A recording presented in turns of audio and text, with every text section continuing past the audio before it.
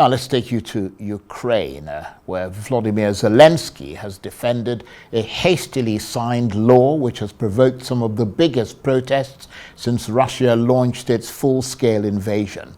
President Zelensky said the main anti-corruption bodies would continue to function well, but there were chants of shame and veto the bill from thousands of protesters on the streets of Kyiv and elsewhere, as Mr. Zelensky signed the new law, which critics say removes the independence of two key anti-corruption agencies.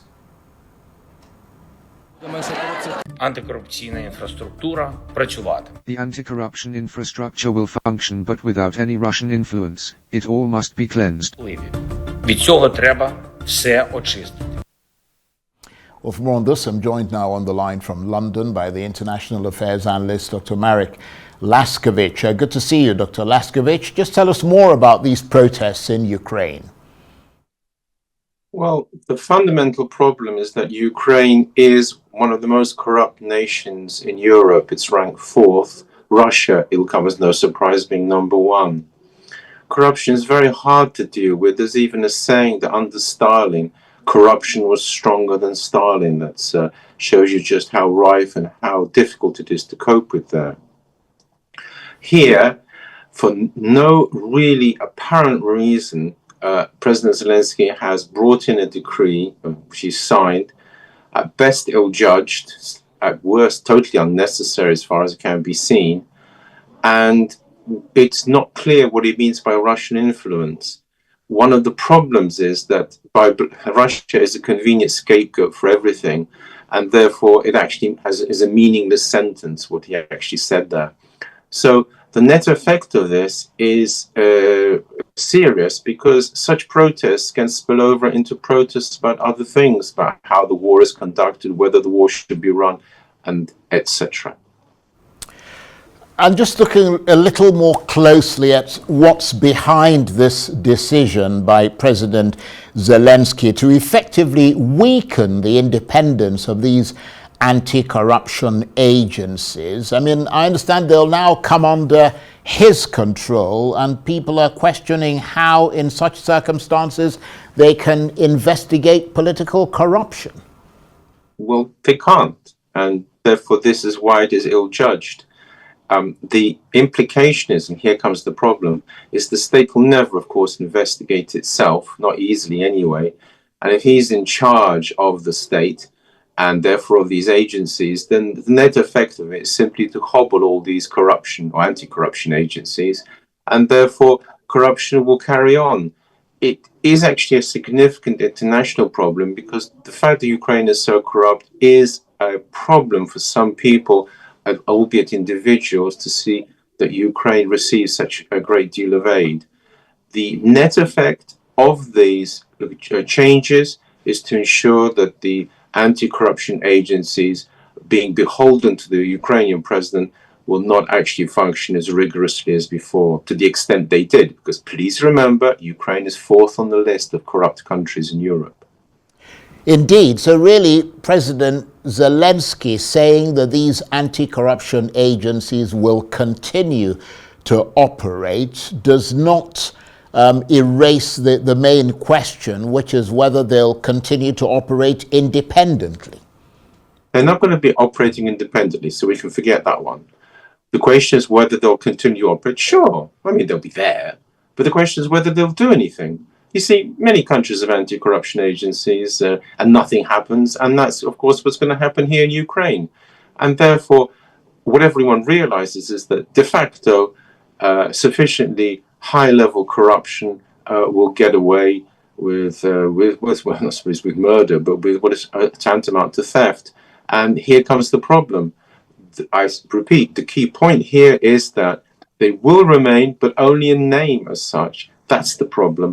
And that the satisfaction of the people, especially demonstrators, may spill over into criticizing other aspects of the Ukrainian government and its war stance. Yes, I think that's a good point. And thousands of those protesters, they see this, from what I understand, as a reversal of Ukraine's pro-Euro move. I mean, is it? Because those who criticize the bill say those agencies were getting close to launching a probe on someone who is in Mr. Zelensky's inner circle. Well, if we look at the history of Russia and all those areas, then that is indeed the point. The whole point of bringing it under his control is they cannot probe anyone in his party or in his government or in his military. And the point, therefore, is from that point onwards, corruption can spread and be absolutely untouchable. And that's, of course, what they're worried about. This has got nothing to do with Europe. I mean, in the sense that Ukraine, what has it got to do with Europe? It's got essentially no elections.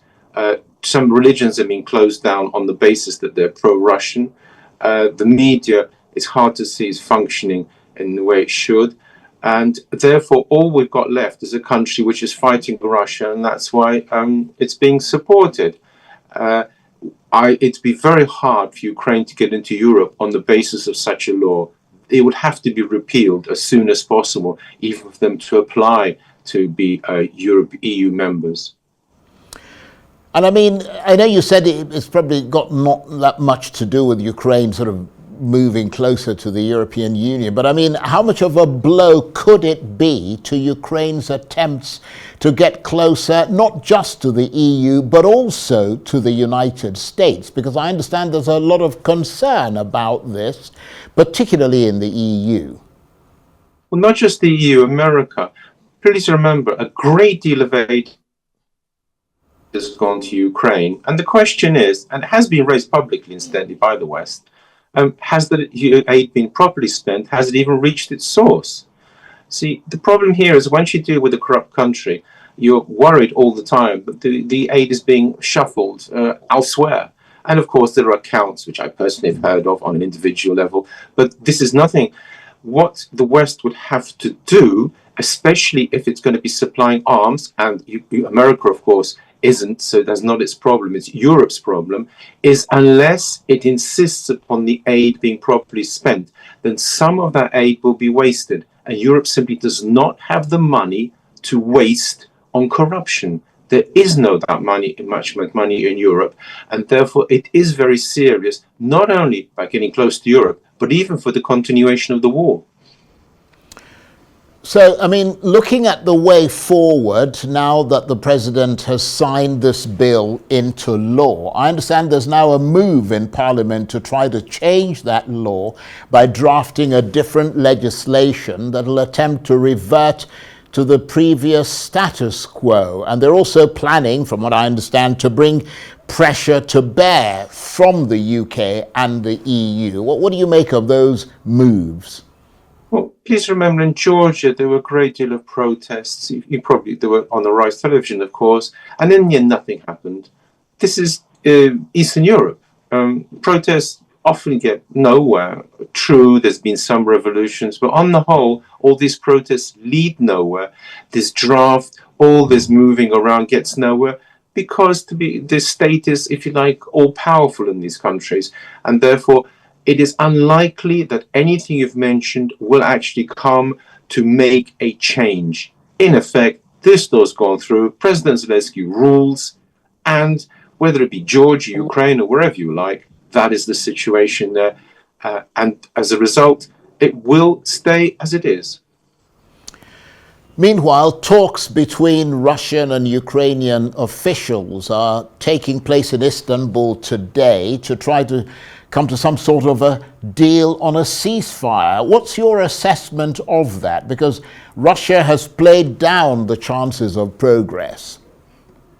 Oh, I think from Russia's point of view, it's simply PR. It shows America Russia's doing something. Please remember, Donald Trump criticized Russia for not even trying, and here is Russia trying. And so, in effect, it gives Donald Trump a way out. If his 50 days is up, Russia can say, look, we tried, Ukraine is impossible to negotiate with, which is, in fact, what Donald Trump has implied before.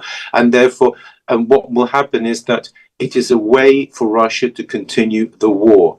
As for Ukraine, unless they come with realistic peace terms, there will be no peace. And that is most unlikely. And so the war will carry on. On that note, I want to thank you very much indeed. Dr. Marek Laskiewicz is the International Affairs Analyst talking to me on the line from London.